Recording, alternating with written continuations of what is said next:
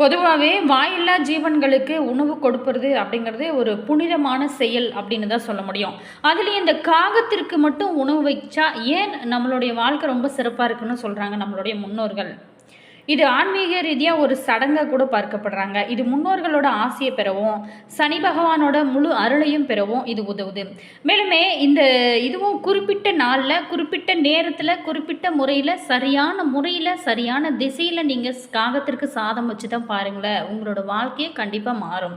அப்படிப்பட்ட ஒரு ரகசியத்தை பற்றி தான் இந்த பதிவின் மூலமாக நம்ம பார்க்குறோம். மற்ற ஜீவராசிகளை விட இந்த காகத்திற்கு ஏன் இவ்வளோ முக்கியத்துவம் கொடுக்குறாங்க? காகத்திற்கு எந்த திசையில் நம்ம சாதம் வைக்கணும், காகத்திற்கு சாதம் வைக்கிறதுனால கிடைக்கக்கூடிய நன்மைகள் என்ன, இதையெல்லாம் பற்றின ஒரு விரிவான தகவலை இந்த வீடியோ மூலமாக நம்ம தொடர்ந்து பார்க்க போகிறோம். வீடியோவை கடைசி வரைக்குமே ஸ்கிப் பண்ணாமல் முழுமையாக பாருங்கள். வீடியோ பிடிச்சிருந்தா மறக்காமல் லைக் பண்ணுங்கள். இது போன்ற பல சுவாரஸ்யமான தகவலை நீங்கள் தொடர்ந்து தெரிஞ்சுக்கணும் அப்படின்னாலும் மறக்காமல் நம்ம சேனலை சப்ஸ்கிரைப் பண்ணிவிட்டு கூடவே பாருங்கள், பெல் பட்டன் இருக்கும், அதையும் ப்ரெஸ் பண்ணிட்டு வாங்க வீடியோக்குள்ளே போகலாம். சில பேர் பார்த்தோமா தினமுமே காகத்திற்கு சாதம் வைப்பாங்க, சில பேர் பார்த்தோமா சனிக்கிழமை நாளில் காகத்திற்கு சாதம் வைப்பாங்க. அதே மாதிரி ஒரு சில பேர் பார்த்திங்கன்னா அந்த அமாவாசை வருது இல்லையா, அந்த நாளில் மட்டும் இந்த காகத்திற்கு சாதம் வைப்பாங்க. இந்த மாதம் பார்த்திங்கன்னா ரொம்ப ரொம்ப சிறப்பான மாதம் ஆனி மாதம். அதுவும் இந்த ஆனி மாதத்தில் வரக்கூடிய அமாவாசை அப்படிங்கிறது கூடுதலான ஒரு சிறப்பை பெறுகிறது. 14/7/2026 அந்த நாளில் வரக்கூடிய இந்த அமாவாசை திதியானது ரொம்ப ரொம்ப முக்கியமான ஒரு திதியாக இருக்குது. காகத்திற்கு மட்டும் ஏன் இவ்வளோ முக்கியத்துவம் கொடுக்குறாங்க அப்படின்னா, இது முன்னோர்களோட ஒரு பிரதிநிதி. அதாவது காகம் நம்மளுடைய மறைந்த முன்னோர்கள், பித்ருக்கள் அப்படின்னு சொல்கிறோம் இல்லையா, நாம் வைக்கக்கூடிய உணவை காகம் உண்பதன் மூலம் நம்மளோட முன்னோர்கள் ஆத்மா திருப்தி அடைகிறதாம். சனி பகவானோட வாகனம் அப்படின்னு கூட நம்ம காகத்தை சொல்கிறோம். ஜோதிடத்தின்படி காகம் நவகிரகங்களில் ஒன்றான சனி பகவானோட ஒரு வாகனமாக இருக்குது. காகத்திற்கு உணவு கொடுப்பதன் மூலம் 7.5 சனி, அஷ்டம சனி போன்றவைகளால் ஏற்படக்கூடிய கெடு பலன்கள் அப்படிங்கிறது உங்களுக்கு இருக்காது, குறைய ஆரம்பிக்கும். அதே மாதிரி கூடி வாழ்ந்தால் கோடி நன்மை, இந்த மாதிரி பகிர்ந்தளிக்கக்கூடிய ஒரு குணம். காகம் தனக்கு கிடைச்ச உணவை உடனே சாப்பிடாம தன்னோட இனத்தை அழைத்து கரைந்து பகிர்ந்து உண்ணக்கூடிய அந்த பண்பு இந்த காக இனத்திற்கு சேரும். இந்த தர்ம குணம் காகத்திற்கு மட்டுமே உரியது, சிறப்பான ஒரு விஷயம் அப்படின்னு சொல்லலாம். சரி, காகத்திற்கு எந்த திசையில் சாதம் வைக்கணும், காகத்திற்கு சாதம் வைக்கிறதுனால நமக்கு என்ன நன்மைகள்லாம் நம்மளோட வாழ்க்கையில் கிடைக்கும் அப்படிங்கிறத விரிவாக பார்க்கலாம். வீடியோவை கடைசி வரைக்குமே ஸ்கிப் பண்ணாமல் முழுமையாக பாருங்கள். வீடியோ பிடிச்சிருந்தா மறக்காமல் லைக் பண்ணுங்கள். இது போன்ற பல சுவாரஸ்யமான தகவலை நீங்கள் தொடர்ந்து தெரிஞ்சுக்கணும் அப்படின்னாலும் மறக்காமல் நம்ம சேனலை சப்ஸ்கிரைப் பண்ணிவிட்டு வாங்க வீடியோக்குள்ளே போகலாம். அதாவது காகம் அப்படின்னு சொன்னதுமே நம்ம எல்லாத்துக்குமே நினைவுக்கு வருவது நம்மளுடைய முன்னோர்கள் தான். நம்மளுடைய குடும்பத்தில் காலங்காலமாக வாழ்ந்த நம்மளுடைய முன்னோர்கள் நம்மை காண்பதற்காக இந்த பூலோகத்திற்கு திரும்பி வருவாங்க. இறந்த ஆத்மா இந்த பூமிக்கு நேரடியாக வர முடியாது அப்படிங்கிற ஒரு காரணத்தினால இறந்த அந்த ஆத்மாக்கள் காகத்தின் ரூபத்தில் நம்மளுடைய பூமிக்கு வருவதாக சாஸ்திரங்கள் சொல்லப்படுது. இதன் அடிப்படையில் நம்முடைய சாஸ்திரத்தில் சொல்லப்படக்கூடிய விதிமுறைகளுக்கு கட்டுப்பட்டுத்தான் முன்னோர்களோட வழிபாட்டில் இந்த காகத்திற்கு அப்படிங்கிறது ரொம்ப முன்னுரிமை கொடுக்குறோம். இதோடு மட்டுமா, அந்த யமலோகத்தில் வாசலில் யமனுக்கு வாகனமாக இருந்த காகம் இருப்பதாகவும் சில குறிப்புகளில் சொல்லப்படுது. ஸோ சனி பகவானுக்கு வாகனமாக இருப்பதும் இந்த காகம்தான். இப்படியாக நம்மளுடைய இந்து சாஸ்திரத்தின் அடிப்படையில் இந்த காகத்திற்கு பல வகைகளில் முன்னுரிமை கொடுத்து சாஸ்திர சம்பிரதாயங்களை பின்பற்றி வரோம். இப்படிப்பட்ட காகத்திற்கு நம்ம சாதம் வைக்கும்போது மட்டும் நம்ம செய்யக்கூடிய சில தவறுகள் என்ன, அந்த காகம் நம்மளுடைய வீட்டில் எந்த திசையில் கரைஞ்சா என்ன பலன்கள்லாம் நம்மளோட வாழ்க்கையில் நடக்கும், என்ன நன்மைகள்லாம் நம்மளோட வாழ்க்கையில் கிடைக்கும் அப்படிங்கிறத பற்றின ஒரு விரிவான தகவலை பார்க்க போகிறோம். கடைசி வரைக்குமே ஸ்கிப் பண்ணாமல் முழுமையாக பாருங்கள். அதே மாதிரி இப்படி ஒவ்வொரு விஷயத்துலையும் இந்த காகம் அப்படிங்கிறது ரொம்ப ஒரு முன்னுரிமையை கொடுக்குறோம். அந்த காகத்திற்கு நம்ம சாதம் வைக்கும்போது எச்சில் சாப்பாட்டை கண்டிப்பாக வைக்கவே கூடாது. இது நாம் எல்லாருக்கும் தெரிந்த ஒரு விஷயந்தான். இருந்தால் கூட இந்த இடத்துல நினைவு சொல்ல வேண்டிய ஒரு அவசியமாக இருக்குது. சாப்பிட்டு முடிச்சுட்டு அந்த மீதம் இருக்கு இல்லையா, அந்த எச்சில் சாப்பாடாக இருந்தால் அதை வீதியில் வரக்கூடிய அந்த நாய்களுக்கு வைக்கலாம். குறிப்பாக காகத்திற்கு, பசுமாட்டிற்கு எச்சில் சாப்பாட்டை கண்டிப்பாக வைக்கக்கூடாது. காகமும் பசுமாடும் எச்சில் இலைகளில் இருந்து தானாகவே சாப்பிட்டா அதன் மூலம் நமக்கு எந்த ஒரு தோஷமும் ஏற்படாது. நம்மளோட கைகளால் அந்த எச்சில் சாதத்தை காகம், பசு இந்த 2 உயிரினங்களுக்கும் கொடுப்பது கண்டிப்பாக தவறான ஒரு விஷயம். ஸோ அடுத்தபடியாக உடல் அளவில் சுத்தம் இல்லாதவங்க, அதாவது காகத்திற்கு சாதம் கண்டிப்பாக வைக்கக்கூடாது அப்படின்னு சொல்லலாம். குறிப்பாக பெண்கள் தீட்டான சமயத்தில் பார்த்திங்களா காகத்திற்கு சாதம் வைக்காதீங்க. அதே மாதிரி பார்த்திங்களா தலைக்கு குளிச்சுட்டு தான் மற்ற டைமில் நீங்கள் சாதம் வைக்கும் போதுமே வைக்கணும். இதே போல் தான் அசைவ சாப்பாட்டினை உங்களுடைய கைகளால் காகத்திற்கு எப்போவுமே வைக்கவே கூடாது. அதுவே போய் காகமே எடுத்துக்கொண்டு சாப்பிட்டா அது பிரச்சனை கிடையாது. நம்ம வைக்கும்போது சுத்தமான சைவ உணவு தான் வைக்கணும். அரிசி, பிஸ்கெட்டு, மிக்சர் இந்த மாதிரியான போன்ற பொருட்களை கூட காகத்திற்கு தினமுமே வைத்து வழிபடலாம். அதே மாதிரி பார்த்தோமா காகம் இயற்கையாகவே புழு பூச்சிகளை உணவாக உட்கொள்ளும். இருந்தால் கூட உங்களோட கைகளால் நீங்கள் காகத்திற்கு எப்போவுமே அசைவ சாப்பாட்டை வைக்கக்கூடாது. ஒரு வீட்டு வாசலில் இருந்து காகம் கரைஞ்சா அந்த வீட்டிற்கு விருந்தாளிகள் வருகை தருவாங்க. அதாவது இந்த காகத்திற்கோ அதாவது மற்ற ஜீவராசிகளுக்கோ நம்மளுடைய வீட்டில் நாய், பூனை இந்த மாதிரியான வளர்க்கக்கூடிய அந்த உயிரினங்கள் பார்த்திங்களா நமக்கு வரக்கூடிய நன்மையாக இருந்தாலும் சரி தீமையாக இருந்தாலும் சரி முன்னதாகவே உணர்த்தக்கூடிய ஒரு சக்தி அப்படிங்கிறது அதிகமாக இருக்குது. அதே மாதிரி வீட்டு பூஜை அறையில் பள்ளி பாருங்க சத்தம் போடும், அதுவுமே நமக்கு நடக்க போவதை முன்னாடியே உணர்த்தும். இப்படி வாயில்லா ஜீவன்களுக்கும் நமக்கும் எப்படியே ஒரு விதத்தில் பந்தங்கள் இருக்குது.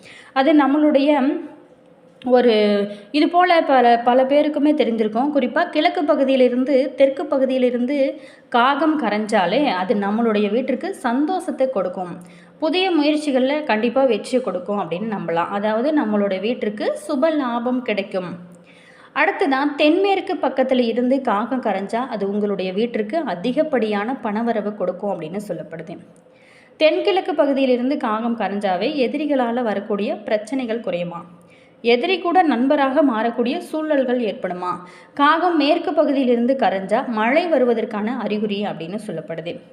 வடகிழக்கு, வடமேற்கு, வடக்கு திசைகளில் இருந்து காகம் கரைஞ்சாலே அது உங்களுக்கு எதிர்பாராத நஷ்டத்தை ஏற்படுத்தும் அப்படின்னு சொல்லப்படுது. எல்லா விஷயங்கள்லையும் கொஞ்சம் ஜாக்கிரதையாக இருக்கணும் அப்படிங்கிறத உணர்த்துது. சரி, உங்களுடைய வீட்டில் காகங்கள் எந்த திசையில் எப்படி கரைகிறது, உங்களோட வாழ்க்கையில் நடக்கக்கூடிய நல்லது கெட்டது காகங்கள் உங்களுக்கு முன்கூட்டியே தெரிவுபடுத்துதா, சோதித்து தான் கண்டிப்பாக பாருங்களேன். நல்லது நினைக்கிறவங்களுக்கு கண்டிப்பாக நல்லது மட்டுமே நடக்கும். நீங்கள் உங்களுடைய வீட்டு வாசலில் எந்த திசையிலிருந்து காகம் கரைக்குது, இதனால் உங்களுக்கு எப்படிப்பட்ட ஒரு மாற்றத்தை நீங்கள் சந்திக்கிறீங்க அப்படின்னு மறக்காமல் கமெண்ட்ஸில் சொல்லுங்கள். அதிகாலையில் எழுந்து கரைதல் உணவை உடனே உண்ணாமல் தன்னோட கூட்டத்தினரை அழைத்து பகிர்ந்து உண்ணக்கூடிய அந்த பிறர் காணாத வகையில் பார்த்திங்களா ஏதாவது ஒரு காக்கை இறந்து விட்டால் அனைத்து காகங்களும் ஒன்று கூடி கரைதல் அப்படிங்கிறது எல்லாமே காக்கை இனத்தில் ஒரு பொதுவான குணம்தான். இவற்றில் ஒரு காக்கை இருந்தால் அனைத்து காகங்களும் கூடி நின்று கரைதல் அப்படிங்கிறது அஞ்சலி செலுத்துவதற்கு சமமாக பார்க்கப்படுது. உங்களோட உள்ளுணர்வால் ஏற்படுவதா அல்லது உண்மையிலேயே பித்ருக்களோட ஆசையா அப்படிங்கிறது அதிசயம்தான். ஆனால் தினமுமே காலையில் காகத்திற்கு சாதம் வச்சு வந்தோம் அப்படின்னா கண்டிப்பாக வாழ்க்கையில் திடீரென நடக்கக்கூடிய அசம்பாவிதங்கள், விபத்துக்கள், வீண் பழி போன்றவை எல்லாமே உங்களை நெருங்காது. செய்வினை கோளாறுகள் உங்கள் வீட்டு பக்கமே வராது. அதே மாதிரி தீராத கடன் பிரச்சனையில் இருக்கிறவங்க கூட இந்த காகத்திற்கு மட்டும் தினமுமே உணவு வைத்து பாருங்களேன், உங்களுக்கு கண்டிப்பாக கடன் பிரச்சனை இருக்காது. அதே மாதிரி புத்திர பாக்கியம் போன்றவை எல்லாமே பலன்கள் கிடைக்கல, உங்களுடைய நியாயமான கோரிக்கைகளையும் தங்கு தடையில்லாமல் நிறைவேற்றுவதில் ரொம்ப மிக முக்கிய பங்கு வகிக்கிறது என்ன அப்படின்னா முன்னோர் வழிபாடு தான். அதாவது முன்னோர்களோட ஆசை இருந்தால் மட்டுமே நம்மளோட வாழ்க்கை ரொம்ப சிறப்பாக இருக்கும். உங்கள் முன்னோர்களுக்கு நீங்கள் உணவிடும் புண்ணியம் அப்படிங்கிறது ஒரு அபரிவிதமான சக்தியை உங்களுக்கு அளிக்கவல்ல அற்புதமான ஒரு ஜீவராசி தான் காக்கையினம். குடும்ப ஒற்றுமை வேணும் அப்படின்னு நினைக்கக்கூடிய சுமங்கலி பெண்கள் கண்டிப்பாக காக்கைகளை சரியான முறையில் வழிபாடு செய்வது, அதே நேரத்தில் காகத்திற்கு சாதம் வைப்பது ரொம்ப சிறந்தது.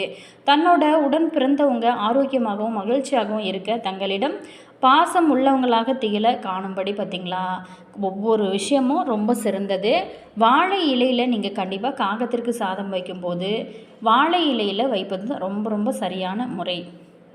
அதே மாதிரி பார்த்திங்களா அவங்களோட அழைப்பினை ஏற்று காக்கைகளும் பறந்து வரும். அங்கு வந்த காக்கைகள் தன்னோட சகாக்களையும் அழைக்கும். வாழை இலையில் இருக்கக்கூடிய அந்த அன்னங்களை சுவைக்கும். உணவை சாப்பிட்டு விட்டு காக்கைகள் போனதும் அந்த வாழை இலையில் பொரிக்கடலை, வாழைப்பழம், வெத்தலை பாக்கு சேர்த்து தேங்காய் உடைச்சு வழிபடுவாங்க. இதனால் என்ன நடக்கும் அப்படின்னா, உடல் பிறந்த சகோதரர்களுடன் ஒற்றுமை நிலவும் அப்படிங்கிறது காலங்காலமாக இருந்துட்டு வர ஒரு முக்கியமான விஷயமாகவும் இது சொல்லப்படுது. அதே மாதிரி நீங்கள் எந்த முறையில் வீட்டிற்கு வரக்கூடிய அந்த காகத்திற்கு சாதம் வைப்பீங்க அப்படிங்கிறத மறக்காமல் கமெண்ட்ஸில் சொல்லுங்கள். எந்த நாட்கள்லாம் வைப்பீங்க அப்படிங்கிறதையும் கமெண்ட்ஸில் சொல்லுங்கள். மறைந்த முன்னோர்கள் பித்ருக்கள் காக்கை வடிவில் வந்து வழிபாட்டில் கலந்து கொள்வதா பெரியவங்க நமக்கு சொல்லியிருக்காங்க. இதனால் பித்ருக்களோட ஆசி அப்படிங்கிறது நமக்கு முழுமையாக கிடைக்கும். காக்கைகளை கண்டிப்பாக இந்த அமாவாசை சனிக்கிழமை இந்த நாளில் நம்ம வழிபடுவதனால சனி பகவானை திருப்திப்படுத்துவதாகவும் சொல்லப்படுது. காகம் சனி பகவானோட வாகனம். காகத்திற்கு நம்ம உணவு கொடுப்பது அப்படிங்கிறது சனிக்கு மகிழ்ச்சி தருமா. காக்கைகளில் நுபூரம், பரிமளம், மணிக்காக்கை, அண்டங்காக்கை என சில வகைகள் இருக்குது. காக்கையிடம் இருக்கக்கூடிய அந்த தந்திரம் வேறு எந்த பறவையிடம் நம்ம காண முடியாது. யமதர்மராஜன் காக்கை வடிவம் எடுத்து மனிதர்கள் வாழக்கூடிய நம்மிடம் சென்று அவங்களோட நிலையை அறிவதாக சொல்லப்படுது. அதனால தான் காக்கைத்திற்கு உணவு அளிக்காமல் உணவு அளித்தாலே யமன் மகிழ்வாராம். இதனால் யமனும் சனியும் சகோதரர்கள். எனவே காகத்திற்கு நம்ம உணவு ஒரே சமயத்தில் யமனும் சனியும் திருப்தி அடைவதாக சொல்லப்படுது. காகம் வீட்டுக்கு முன்னாடி நின்று கரைஞ்சாவே நல்ல செய்திகள் நம்மளுடைய வீட்டுக்கு தேடி வருமா. விருந்தினர்களோட வருகையும் நமக்கு கிடைக்குமா. அதே மாதிரி நீங்கள் ஏதாவது இப்படி உணர்ந்திருக்கீங்களா? உங்களுடைய வீட்டிற்கு இப்படி யாராவது வந்திருக்காங்களா அப்படிங்கிறத மறக்காமல் கமெண்ட்ஸில் சொல்லுங்கள். காலையில் நம்ம எழுவதற்கு முன்னாடியே காகம் பார்த்திங்களா நம்மளுடைய வீட்டிற்கு முன் வந்து கரைஞ்சாலே அன்றைய நாள் ரொம்ப சிறப்பாக இருக்கும் அப்படின்னு நம்மளுடைய முன்னோர்கள் சொல்லப்படுவதாக சொல்லப்படுது. மேலுமே இந்த வீடியோ உங்களுக்கு நல்ல ஒரு சுவாரஸ்யமான வீடியோவாக இருந்திருக்கும் அப்படின்னு நினைக்கிறேன். வீடியோ பிடிச்சிருந்தால் மறக்காமல் லைக் பண்ணுங்கள். அதே மாதிரி இந்த கண்டிப்பாக நீங்கள் மற்ற நாளில் நீங்கள் இந்த காகத்திற்கு சாதம் வைக்கிறீங்களோ இல்லையோ அது உங்களோட இஷ்டம்தான். பட் உங்களோட வாழ்க்கையில் நல்ல ஒரு முக்கியமான விஷயங்கள்லாம் நிறைவேறணும், கடன் பிரச்சனை தீரணும், புத்திர பாக்கியம் இல்லாமல் இருக்குது அப்படின்னு நினைக்கிறவங்களும், மேலுமே உங்களுக்கு தீராத பிரச்சனைகள் இருக்குது அப்படின்னு நினைக்கிறவங்களும், முன்னோர்களோட ஆசி நமக்கு கிடைக்கணும் அப்படின்னு நினைக்கிறவங்களும் கண்டிப்பாக காகத்திற்கு இந்த சனி பகவானின் வாகனமாக சொல்லப்படக்கூடிய இந்த காகத்திற்கு சாதம் வச்சோம் அப்படின்னா கண்டிப்பாக நம்மளுடைய வாழ்க்கையில் நடக்கக்கூடிய அந்த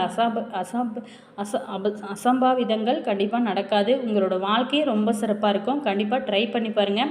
அதே மாதிரி பார்த்திங்களா 14/7/2026 அந்த நாள் ரொம்ப முக்கியமான ஒரு அமாவாசையாக இருக்கிறதுனால மற்ற நாளில் நீங்கள் சாதம் வைக்கலனாலும் பரவாயில்ல, அந்த அமாவாசை நாள்லையாவது பித்ருக்கள் நமக்கு மகிழ்ச்சி அடைவாங்க. நம்மளோட முன்னோர்களோட ஆசி கிடைச்சா மட்டும்தான் நமக்கு குலதெய்வத்தோட முழு அருளுமே கிடைக்கும். அமாவாசை நாளில் கண்டிப்பாக காலையில் எழுந்து குளிச்சுட்டு நீங்கள் நல்லா சுத்தமாக சாப்பாட்டை செஞ்சுட்டு சைவ சாப்பாட்டை காகத்திற்கு ஒரு வாழை இலையில் போட்டு நீங்கள் போடுங்க. அதே மாதிரி பார்த்தோமா நீங்கள் பக்கத்துலேயே தண்ணி ஒரு டம்ளரில் வைங்க. ரொம்ப ரொம்ப சிறந்தது. இதனால் யமனும் சனியும் மகிழ்ச்சிடுவாங்க. அது மட்டும் இல்லாமல் முன்னோர்களோட ஆசி நமக்கு முழுமையாக கிடைக்கும். உங்களுடைய வாழ்க்கையும் ரொம்ப பிரகாசமாக இருக்கும். இந்த மாதிரியான அதாவது பித்ருக்கள் சாபம் இருந்துச்சு அப்படின்னா கூட நம்மளுடைய வீட்டில் பார்த்திங்களா தொடர்ந்து ஒரு கஷ்டம் அல்லது நல்ல காரியத்தில் தடைகள் ஏதாவது ஏற்பட்டு கொண்டே இருக்கும். இந்த மாதிரியான விஷயங்கள்லாம் சரியாகணும் அப்படின்னு கண்டிப்பாக இதை ட்ரை பண்ணி பாருங்கள். நல்ல ஒரு முன்னேற்றத்தை இருக்கும்.